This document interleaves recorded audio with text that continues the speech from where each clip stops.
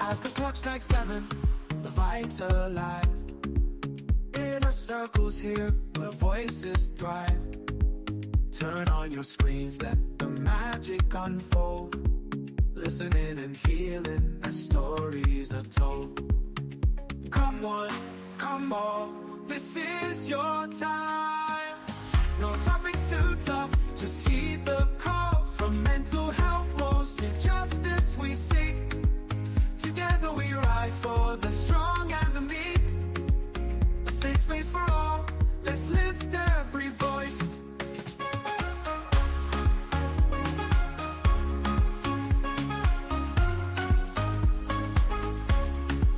Inner Circle podcast where hearts unite. Sharing our truths, bringing hope to the light. Community strong, we're never alone. Together as one, we've created a home. With laughter and love, we break down the walls. No topics too tough, just heed the calls. From mental health woes to justice we seek. Together we rise for. Good evening, everyone, and welcome to the Inner Circle podcast. Tonight, we are joined by Representative XP Lee, fresh off his historic special election victory to fill the seat left vacant by the late Speaker Emeritus Melissa Hoffman. Tonight, we'll talk about his journey, legislative priorities, uniting the district, and his role in the upcoming special election. So it's a conversation about leadership, legacy, and the road ahead. So let's dive in. I'm your host, Abe Kamara. Today is Tuesday, September 30th. You can contribute to this conversation by putting a comment in the chat, calling our number 952-594-5154. Representative Lee, welcome to the show. Hey, everybody. Thanks, Abe, for inviting me. I'm happy to be back again. Thank you. Well, folks, you can follow us on Facebook, subscribe to our YouTube channel, on X, Apple Podcasts, Spotify, or LinkedIn, wherever you get your podcast. So thank you so much for joining us. First of all, Representative XP Lee, again, congratulations on your election victory. How are you feeling personally and politically in this moment? Yeah, personally, I am just really feeling amazing. Such a great win. Thank you so much to all of my supporters and voters, volunteers, people who came out and did door knocking or phone banking or just took up a lawn sign or just shared on social media. Everything helped so much, and I'm so thankful and appreciative. And then go ahead. Go ahead.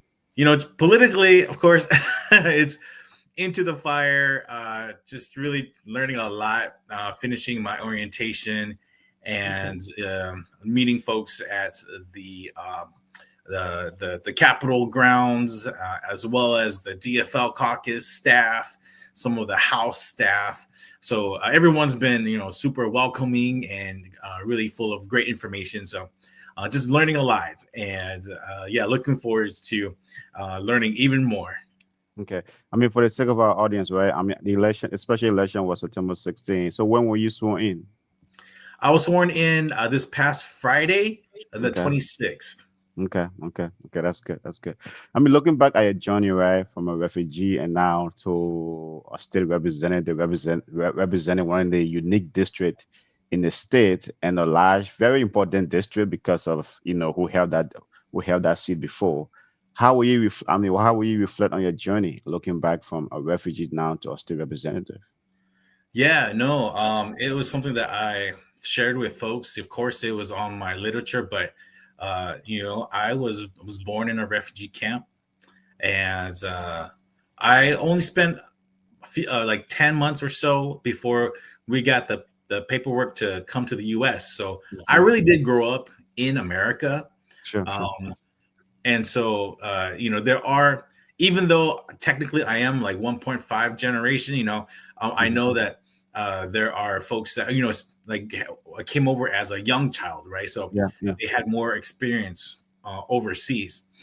So I think, nevertheless, my parents didn't naturalize me right away, so I had the opportunity to take the test and swear my oath by myself, when I was 19. So, I think it worked out for me because it was a moment when I really internalized, all of the information, all of the values, all of the ideas and,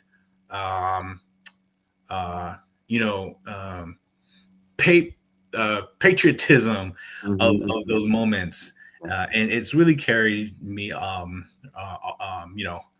Been with me ever since. So I think that gives me an opportunity to really identify with that refugee and immigrant experience of people, really trying to come to America for the American dream, right? For the opportunities and the potential that exists here for folks to be able to work hard, strive for their dreams, and to really build better lives for themselves and for their family.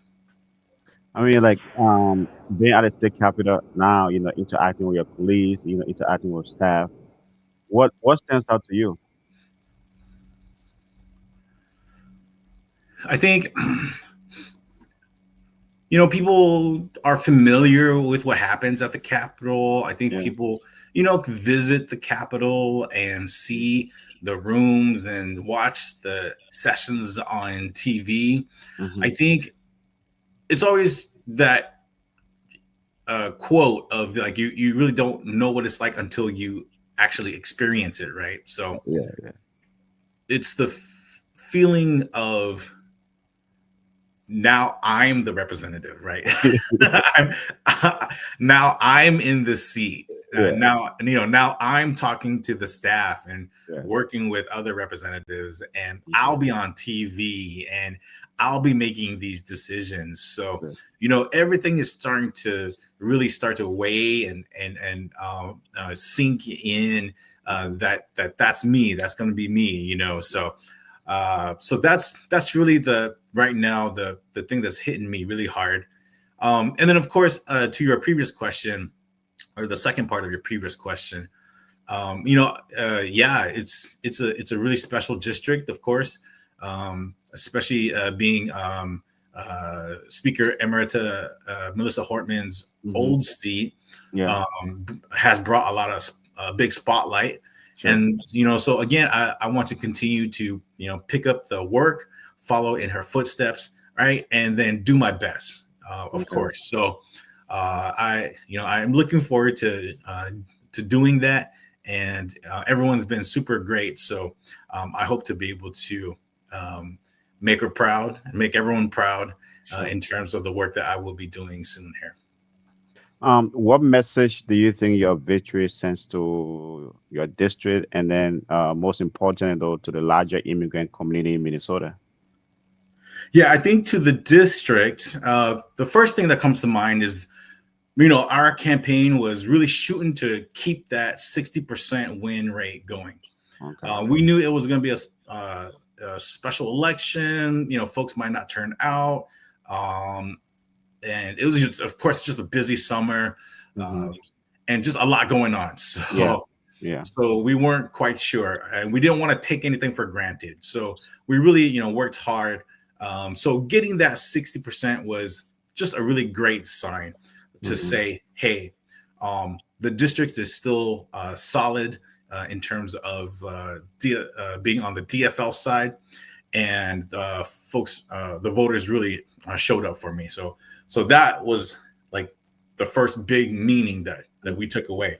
And then, of course, being the Melissa Hortman seat, really being, keeping it blue, keeping the tie at the state house. And then that means that we continue on, the power sharing agreement. Yeah, and we continue to do the work, right, for Minnesotans in that agreement, under that agreement. So, politically, that's what that means for my district. But also, again, I've said this, a lot of times. Like I want to bring, and I come from a community engagement background. So I'm a community builder. I want to connect with folks. Now that I'm elected, I do have to get back to campaigning soon, but between now and then, I want to have a lot of conversations. A lot of folks have already been reaching out to me. I brought a big coalition, so want to spend my time and getting to know them a lot more, and all of that is going to just help me to understand the issues more, so that way I can work better to be able to represent the interests of the district, the city of Brooklyn Park, but also Champlain, Coon Rapids, the Northwest area, right? The region up here, the suburbs, working with other representatives and elected officials at different levels. Sure. And then, for refugees and immigrant communities, just again, it's so wonderful that our Brooklyn Park and Brooklyn Center now have such diverse representation. First it was Samantha, then it was Representative Samantha Vang, and then Senator Susan Pa, and then Representative Huldah Hiltsley, and then now me, right? Just over the last few years, really being able to uplift the diversity of experiences and backgrounds to represent the area. So it really just, again, speaks to the opportunity that exists here, and the potential for folks to really rise in the political arena. But it doesn't just have to be like representation for a diverse community. Other folks have found success in areas that aren't necessarily diverse. So as long as you're able to connect with your district and the voters and have a message that will really resonate, get out there and share it and pursue your goals in the political arena, and then get help, right? Because definitely we all got to where we're at with a lot of help. So find the right help, and anybody can really with the right focus really find success. Well, folks, tonight we are talking to represent the XP Lee from Victory to Service. He just won his special election on September 16th, and he was sworn in last Friday. So you can contribute to the conversation again by calling our number 952-594-5154 or putting a comment in the chat. My other question to you, though, right? What aspect of your campaign message you think that resonated with the voters in your district, in District 34B? I think that I'm wanting to and willing to work with everyone, right? Not just DFLers, but Republicans and independents, and others, right? Not just from the political parties, but partner organizations, of course, labor unions, nonprofits, foundations. I think my supporters and the folks who have the opportunity to really talk to me and get to know me could really connect with my background and my authenticity in terms of the work that I've accomplished and how I've approached it, and then how I'm committed to taking that approach with me to the Capitol. So I think, of course, my neighbors, many of them support me because they've gotten to know me. And they see that my approach has really been beneficial at the city level, and so everyone who I've met through my campaign process also are able to connect with that message and my authenticity, pretty quickly, and so they also trust and have faith that I will also bring that approach. So I think that's really what most folks connected to with the campaign, no matter like my message, right? Of course, I think my platform is built around a lot of very important issues that everyone cares about. But I think it was my personal approach that really helped win people over. You think what would success looks like to you over the next couple of months? I know you say you have to run again for this seat. What do you think you need to do for voters to trust you for the second time? Yeah, well, still need to figure out my committee assignments. Mhm. So try and get that done soon. But of course, my preference would be health, um, education, possibly capital investments, or commerce. Let's see, environment, Mm-hmm. maybe housing. So there's a couple of committees that are definitely top of my mind, and then we'll see how things shake out, right? Because the new leader is Representative Zach Stevenson. He was on Yeah. the Ways and Means Yeah. committee, and that's a really important committee where we need some seasoned folks. So that means other folks are gonna kind of like get moved around, who have more seniority and more experience than me, of course. So we'll see how all that shakes out. But once that happens, then of course I want to dive into some really important issues, for not just the district but also the area. And I'm, following what we've been talking about in terms of gun safety, right, and gun control. So, Yeah. I really think we just have to, continue to improve what we've been able to do, like the red flag laws. There was an article in the Star Trib saying that those have saved lives. So we can do better with those, but also we can do more. And I do agree that some sort of bans, whether on actual guns or high capacity magazines or other parts of the gun ownership process, maybe more stringent background checks or permit to apply. There's other things that we can do, but we just have to do something more than what we have now. So I'll keep an eye on that. And, of course, that connects and aligns with what I'm hoping to do to improve public safety in Brooklyn Park and the area as well. Okay. You are stepping into a Thai house, 67. How do you plan to navigate that environment? Yeah. Again, I'm committed to getting to know the Republican representatives and what their issues are, especially the ones that are going to be, I'll be on committees with. But the thing that I've been learning about the Thai and the process is that it's actually forced the two parties to really work more closely throughout the session, right? So from beginning to end, even though this next session will be a little bit shorter, that just means that we'll have more opportunities to really have those conversations, right, throughout the whole session. So I look forward to that. Again, jumping in, getting to know the other Republican representatives, so that way, we can hopefully identify places where we can move some issues forward, and I again commit to getting to know them and having good conversations with them about what we can do together.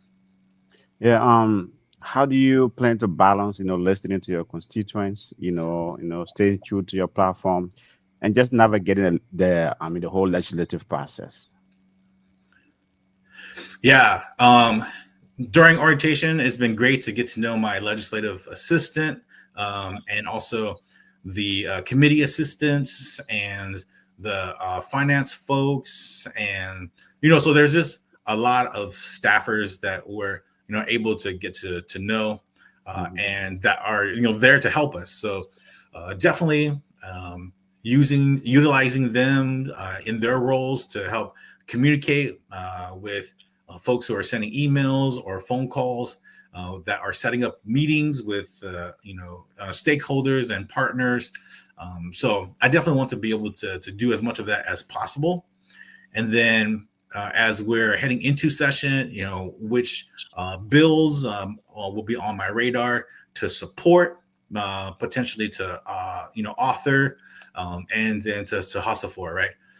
So everything again hinges on which committees I'm going to be able to get onto, but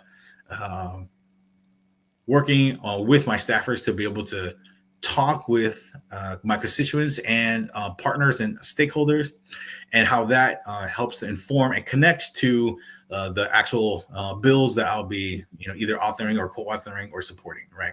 So making those connections, and I'm just starting to pull those together, but once it gets going, I know it'll just be a rush. So everybody will have definitely a lot to say, wherever I fall. Okay.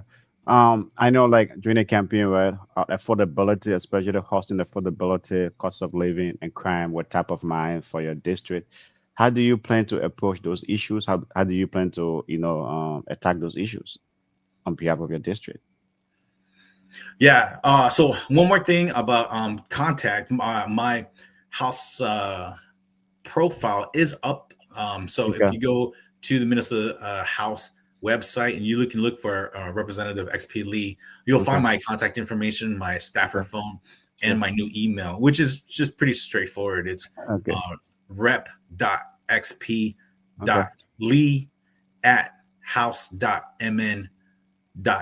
Gov. So yeah. We'll put that out there for our listeners. If they feel like getting in contact with you as well, for sure. Yeah. But definitely, we're going to be looking at the budget. We've got some looming cuts and a possible deficit. So we'll get our numbers in terms of targets that our committees are looking to hit from leadership, and then really work as a caucus to do what we can to make sure that we provide really good services and support everything as much as possible. So I'm going to be setting up some conversations with County Commissioner Lundy, as well as the City of Brooklyn Park in terms of their legislative programs, also with the school districts. So having, again, more budget conversations along with other issues to try and see, what we can do to try to address the concerns around property taxes, right? So that's one thing that I know is on everybody's mind. And then in terms of public safety, continue to support our local law enforcement and state agencies to be able to address a lot of our more violent criminals and repeat offenders. So we've got some key elections coming up next year as well that may help with that effort. And that's definitely an area that if I get into some of those committees in terms of public safety, definitely dive in to really learn more about the process and what I can do to help keep not just Brooklyn Park safer, but the metro and all of Minnesota. So I think, but again, circle back to gun safety, right? Gun control and or red flag laws and or mental wellness, right? If nothing else, let's move something on mental wellness. So hopefully we can get something done next session. I'm glad you brought up property taxes, right? I mean, I read somewhere it's I think either in the statute being or somewhere it says like Brooklyn Park is raising property taxes or planning to raise property tax of like 12.5%. I mean, how do you square that with your I mean with resident of your district? Yeah, so just something, putting my ex city council hat on Yeah. for a minute. So that's just the maximum that the city has to set in terms of this is the point that we can't go over. Mm, So the city always, Director Green always sets it a little bit higher than uh, uh, she probably thinks that it'll land, because mhm, just in case she wants to have that room. The city wants to have that room, mhm, but if you look at all of the um, actual percentages that the city has adopted, it's really been much lower than the max. Actually, a couple percentages, and then even I think the last time I was on council, we had set the max almost at 12. So it was like 11.99 or something, and then we ended up being at like 10 mm, something. But everyone, all there was a lot of residents that said, no, that's too much. Isn't there anything else we can do? So we heard the residents, and we asked Director Green to see what we can do. All the staff have a conversation, and they were able to bring it under 10 mhm. for us to finally adopt. And we had good conversation about what that meant, and what was cut to Yeah. make that happen. So yes, the 12% number is scary, but know that it's just setting the maximum limit. Um, the I, I know for sure, I can say for sure that the council and the all of the city staff and Director Green will work to make sure that that's lower than the max, and but continue to reach out and connect, and let them know how you're feeling, and they'll I'm sure that they'll do I know that they'll do the best that they can. Well, but I mean, I mean, sticking to that a little bit, though, right? We live in a high inflationary environment. The cost of living is already through the roof. A lot of families are going through pain.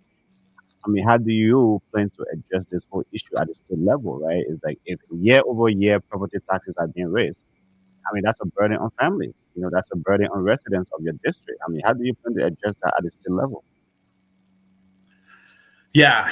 Again, I mentioned it earlier. Need to have those conversations with everybody.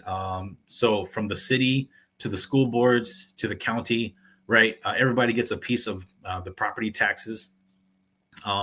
Even the state, right? The state gets a bit, even though our revenue is mostly income taxes. But um, so really having those conversations to try and find um, where we can keep things lean, especially right now when the economy is down.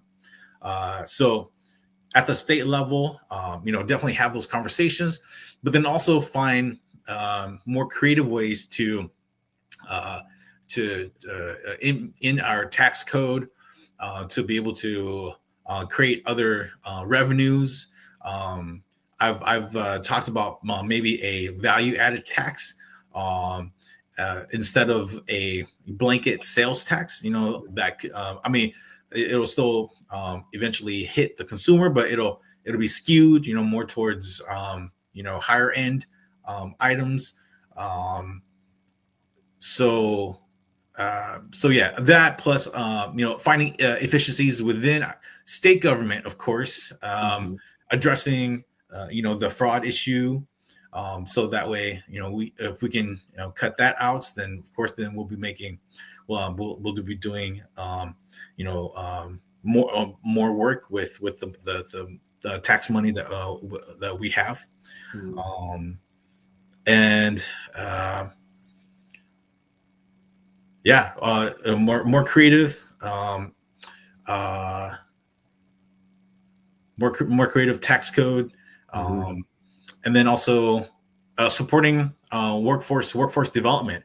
So that's Perfect. on the other side of the equation, which is making sure that our families and workforce are able to be able to, are getting living wages, right, and Right. benefits, Mm-hmm. um, so that way they can take care of themselves and their families, in today's society, Okay. and afford, right, to be able to have a, a good quality of life. Okay. Well, folks, tonight we are talking to Representative XP Lee from Victory to Service. He won his special election on September 16th, and he got sworn in this Friday. So we are talking to him about his priorities and what he plans to achieve in the next couple of months. Sticking with the fraud issue, I'm glad you brought up the fraud issue. That has been in the news a lot lately, right? That the state is bleeding. I mean, some estimate billions of dollars. I mean, how do you or the I mean you and your colleague in the DFL, plan to address that, right? Because it seems to be like issue it seems to be a stand on the DFL party, right? Because they are the one encouraging that, some way somehow. But I mean, how do you guys plan to address that, right? Because it's been in the news lately, right? It's like every week you might hear, hey, maybe like the state the U.S. attorney has, charged X, Y, and Z folks for a couple of millions of dollars defrauding the state. I mean, that has just been a constant. How do you plan to address that? Yeah, well, I mean, I wouldn't necessarily say it's a stain on the DFL. Yes, we had the trifecta, but the house has been split recently. I think there's definitely more oversight that can happen. There's been conversations around a more consolidated oversight. I think that's definitely something we can look into more, even though it didn't pass recently.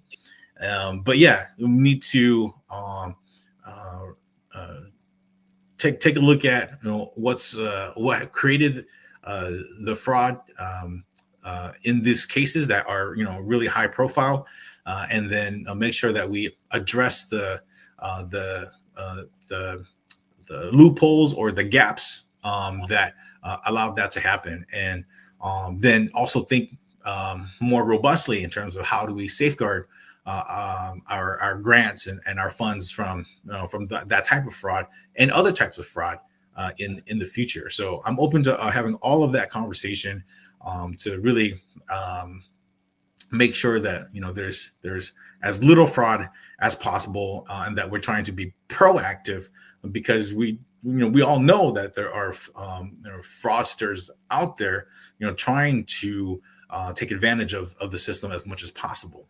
And we probably won't be able to do away with fraud 100%, but definitely limit it, and then address it on our side proactively as much as possible, right? Whether it be through the application process or the uh, uh, uh, uh, grant oversight process, or the programming side of things. Whether it's through whichever department of the administration, whether it's through a legislative, law. I mean, whatever we can do to just make sure that we minimize fraud, and that we're holding folks accountable. Um, Yeah. but definitely, we need to come out strong against fraud in this type of fraud in terms of abusing tax dollars, and then also make sure that we do implement some sort of stricter oversight moving forward, to make sure that this doesn't happen again. So I'm definitely for those conversations. I mean, during the campaign, right, healthcare was one of your top, campaign issue, and some of these fraud are taking place in like vital healthcare programs like Medicaid. I mean, autism and things like that. What were you something that was a top campaign issue for you? And since I mean, there seems to be a lot of, I mean, fraud coming out of those, out of those programs. How do you plan to maybe like in terms of I mean a committee assignment? Do you have any plan maybe like serving on a health and human services committee or something to try to look into some of those issues? Yeah, I mean, we can do like hearings and or other investigations, but what from the front end, like I said, being proactive as much as possible, writing things into our bills and legislating things as much as possible, right?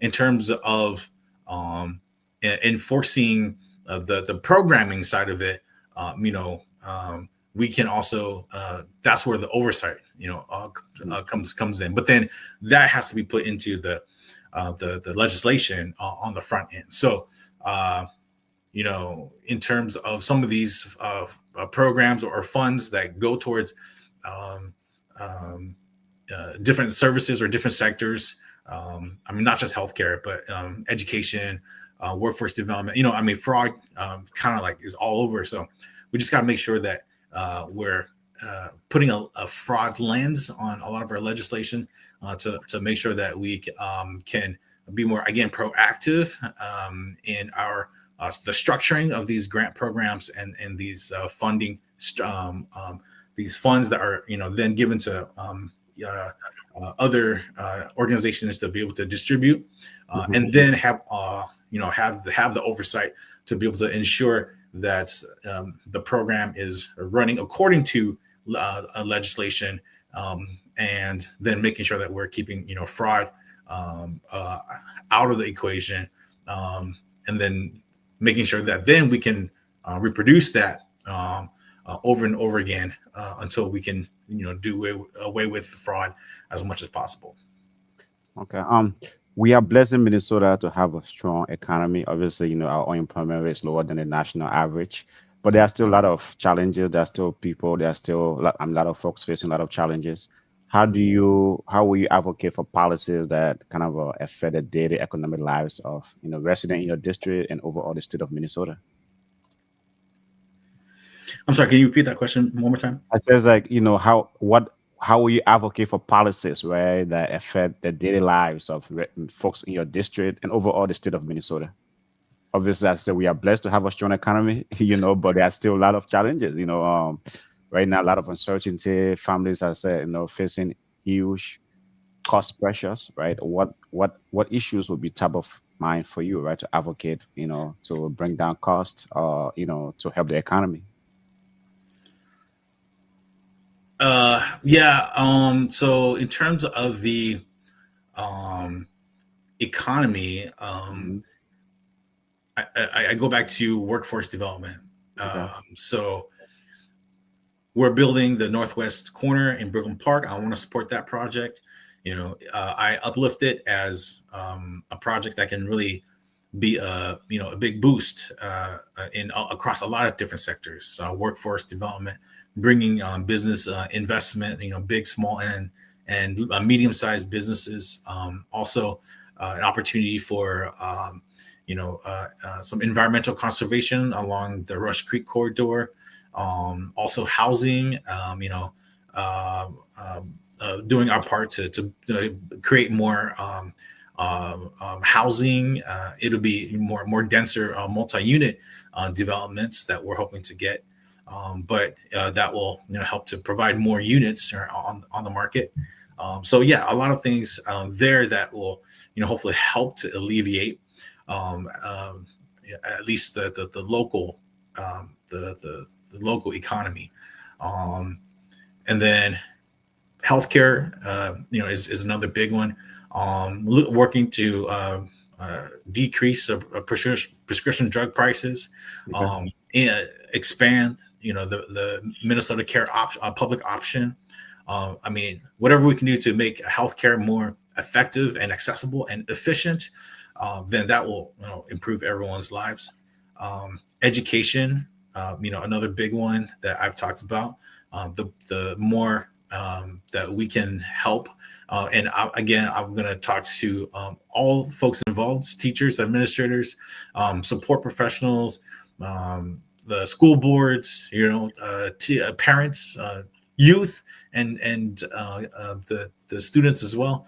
in terms of what we can do, and the more we can help to increase our effectiveness and education performance from early childhood to K-12, and then help them find pathways, right, to post-secondary, whether it be college or university or trade school or entrepreneurship or whatever they choose.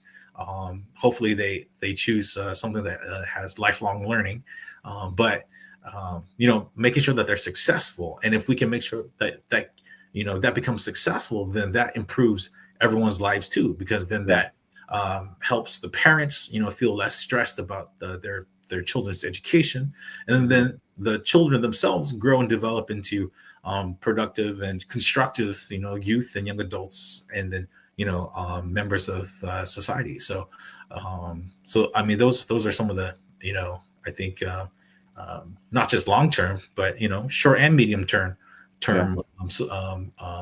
legislation and priorities that will really help to improve everyone's lives.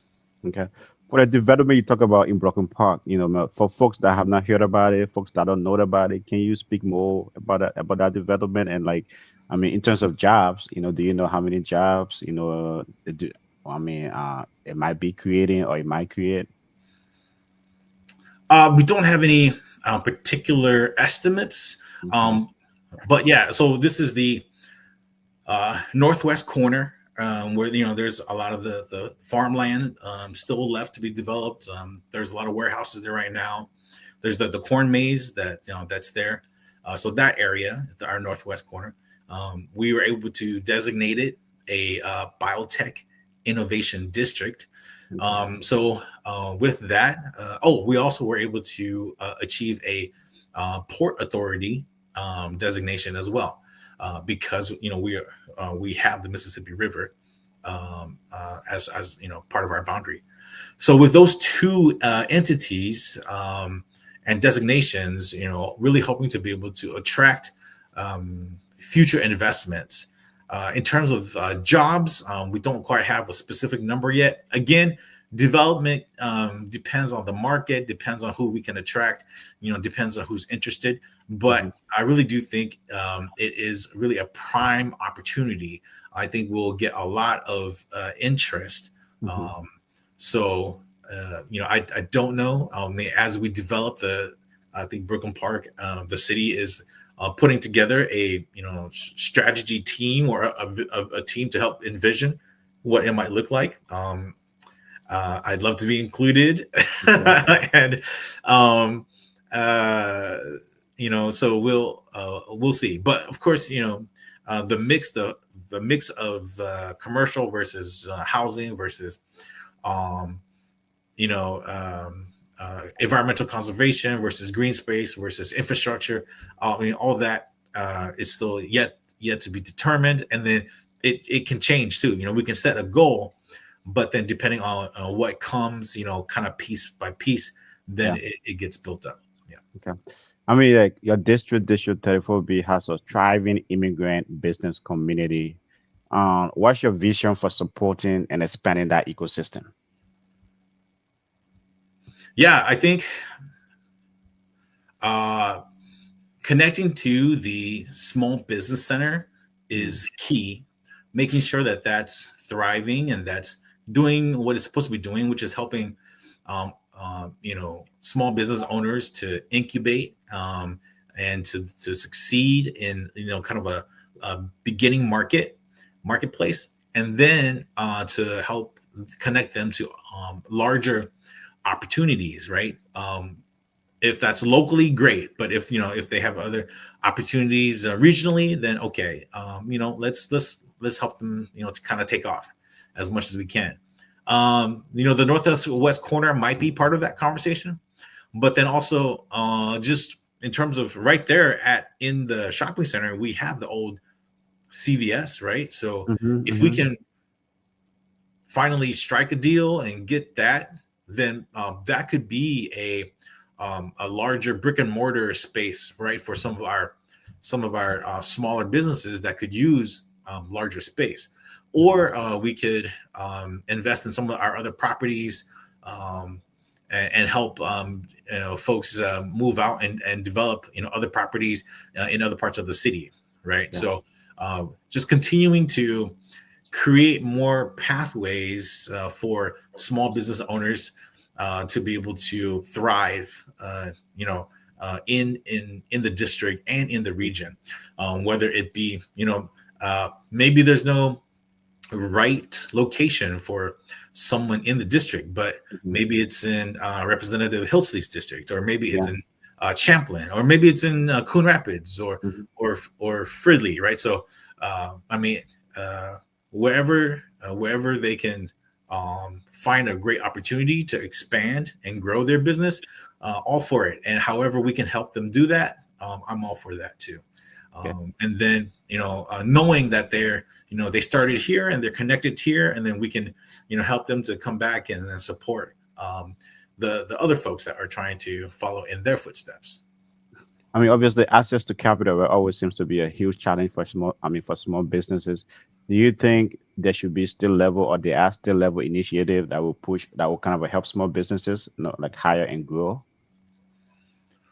Yeah, capital, depending on how folks put their business plan together, how they're backed, it's kind of a tight, like you said earlier, economy overall, but having a solid plan and presentation, finding the right financial institutions to help support with different programs, and different pieces, right, of what folks might need. So, maybe it's not a brick and mortar business right off the bat. Maybe it's a Facebook business, or maybe it's a food truck first, or maybe it starts off on social media first. But like there are mini grants, micro grants, and then as you start to build your experience, then you can move up to larger grants. And all of that conversation can be had with our small business center folks to help. And then of course, if working with the small business center, then the city can kind of get involved to help support some of that process as well. Okay. But then, of course, at the state, what we can do is, again, take a look at our capital investments, and also take a look at a lot of our economic development, funds, and see what we can do to make sure that, folks, small businesses, have those opportunities to access them, and in different ways, right, for different sectors. Okay. As someone from the immigrant community, what responsibility do you feel to uplift and represent immigrant voices at the state capitol?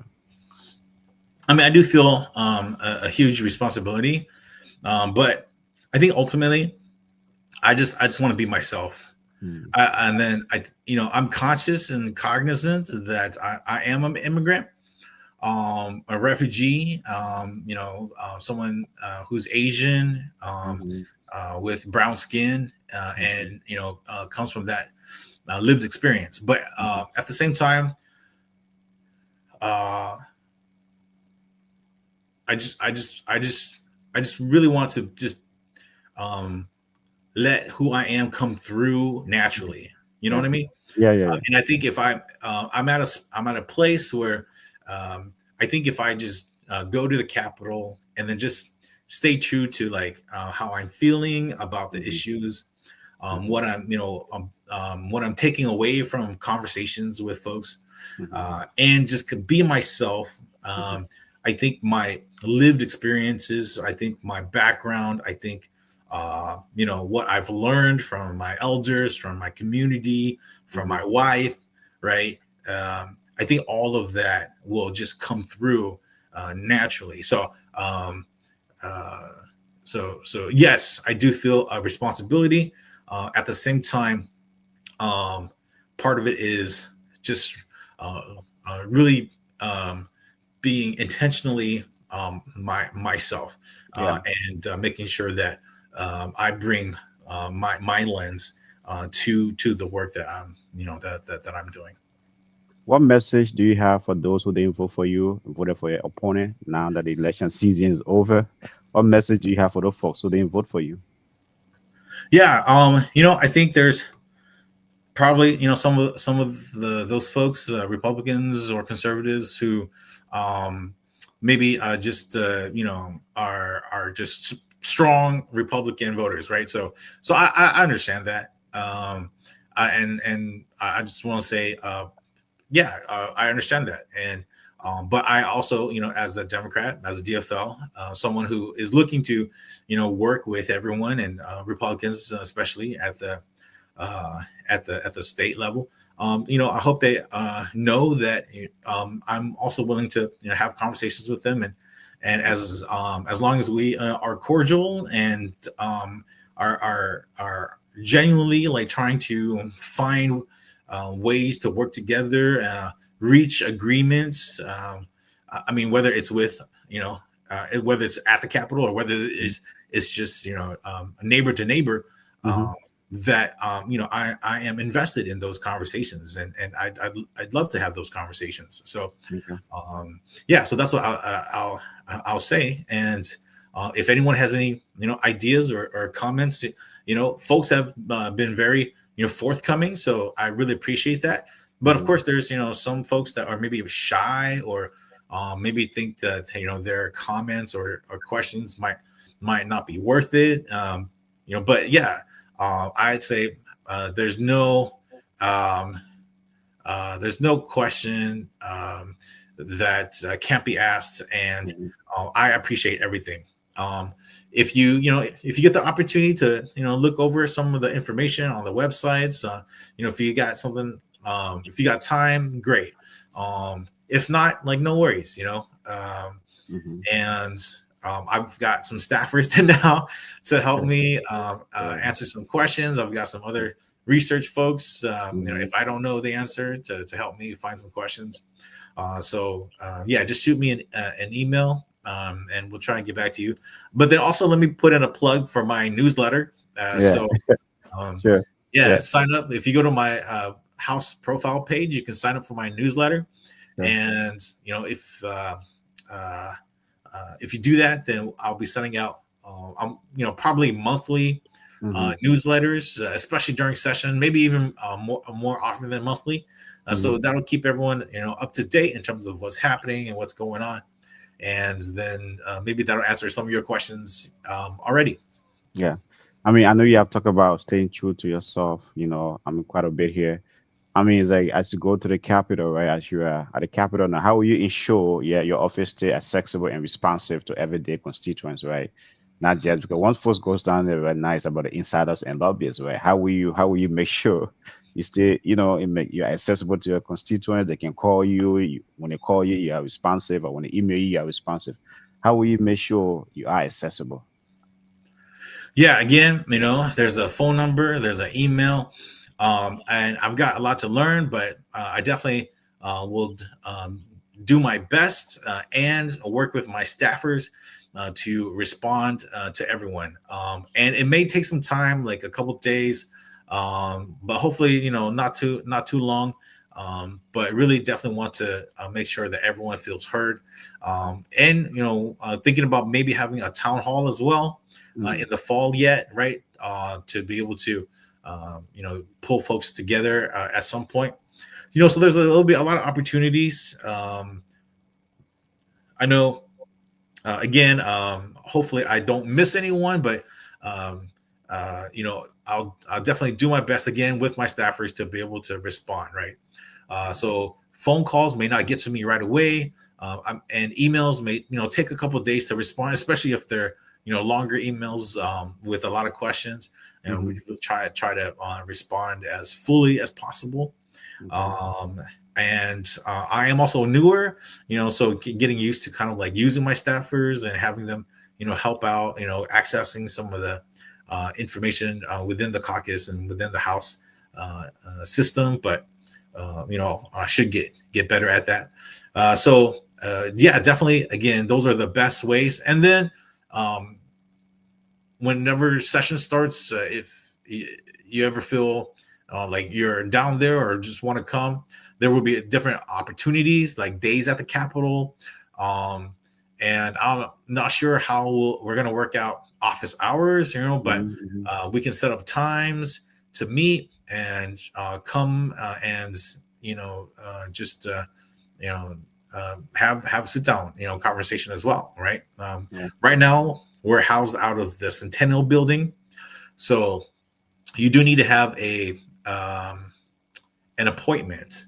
But again, call or email, and we can set something up during session. So but here's something else that I was thinking about is I don't have to be at the Capitol all the time. So I'm going to try and find a way to have office hours here in the district, right? So folks don't have to go to the Capitol. So they can just come here to somewhere in the district as well. Okay. I mean, in terms of town hall, you alluded to town halls. How often do you plan to do town halls in your district? I think, I'd like to have one. I'm looking to have one this year. There might be one or two in the interim outside of session, depending on the different issues that might pop up. But there probably might be one during break, during session. So I mean, maybe 2 to 3 a year.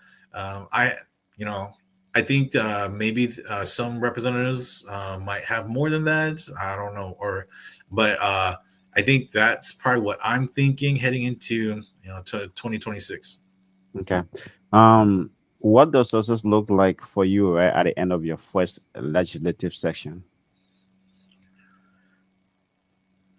I think success will be having authored and led a couple bills that will have passed. It's not a budget year, so there won't be much there. But I think having some good conversations around some of the budget items, especially as to how we will be buffering the healthcare cuts, and hopefully so some of those legislation that will pass will have something to do with gun safety. Like I said, either bans or red flag laws or mental wellness, right? Something along those lines. And getting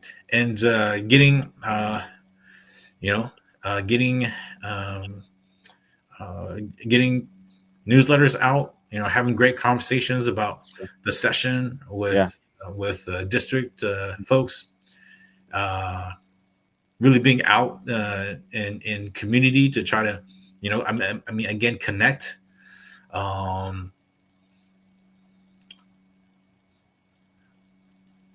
And then getting a good handle on the process, so that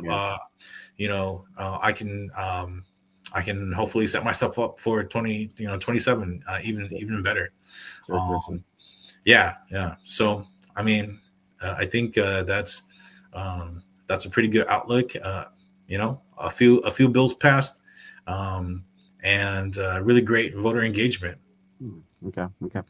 How do you then plan to keep the momentum of your campaign alive now that you are shifting into governance? I think some of the conversations around getting ready for caucus. So the caucus will be in sometime in February. So there's things to do to get ready for that. So I did start an official Rep XP Lee Facebook page. And so I still have my campaign, XP Lee for in House page. And then, of course, my personal page. But so, now that there's kind of one for each mode, then just continuing to engage with folks in the campaign mode, but as well as in the official mode over these next few months as we get ready for 2026. And then, of course, getting ready for conventions and caucuses. So that'll definitely keep me busy, working with other representatives to get ready for that. Okay. And then there's a 1 hour show. Obviously, it's been a great conversation. I have enjoyed talking to you as always. Obviously, good luck to you in the legislative session. But my last question for you is, right, when you 10 years from now, when you look back at this moment at your time in office, what do you hope folks to say about you, about Representative XP Lee? Wow, 10 years from now. I just hope people look back and say, that I was a committed, representative, someone who really, tried his best to move and shake the system and really work for, his constituents as well as all Minnesotans.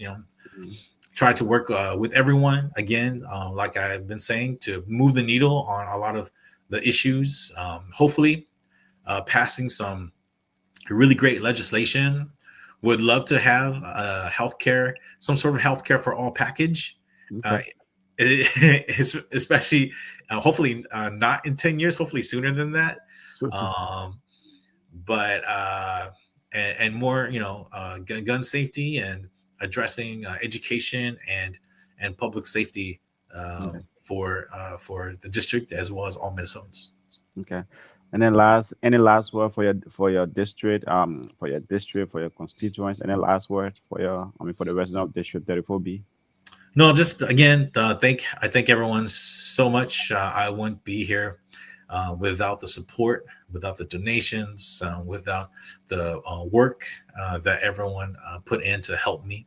Also, I truly appreciate all of the kind words, all of the words of encouragement and motivation, all of that. It means a lot. So again, I'm excited to start the work. I've still got, again, a lot to learn, to really get to know the ins and outs and how to navigate the system. But I'm going to do my best to get to know, folks and kind of, again, who's willing to support what, and then, how we can move forward together as a caucus, but then also, work with Republicans. And I'm committed to that, working with Republicans. Actually just had a really great conversation with Representative Danny Nadeau, trying to remember how to say that correctly, earlier tonight in terms of addressing some of the congregate homes in our area. So that's a great start, and I look forward to having more conversations and addressing a lot of the concerns that that we all care about. So no, I'm just super thankful, and it's been the campaign was amazing. To all my campaign folks and staff, they're all amazing. To my wife, she's been amazing, and again, just reach out. Sign up for my newsletter, and feel free to shoot me an email. Okay. Thanks. Well, Representative Lee, thank you so much. We are always honored to have you here on the Inner Cycle podcast. It's been a great conversation. Thank you for your flexibility. Thank you for your willingness to give us your time. We wish you success at the Capitol. And, once the campaign season starts again, we'll be happy to have you here. So thank you so much. And you have a good night. Thanks again. Yeah. Right. Well, folks, we have a good night. That's the end of our show tonight. Thank you so much for tuning in. Good night. For the strong and the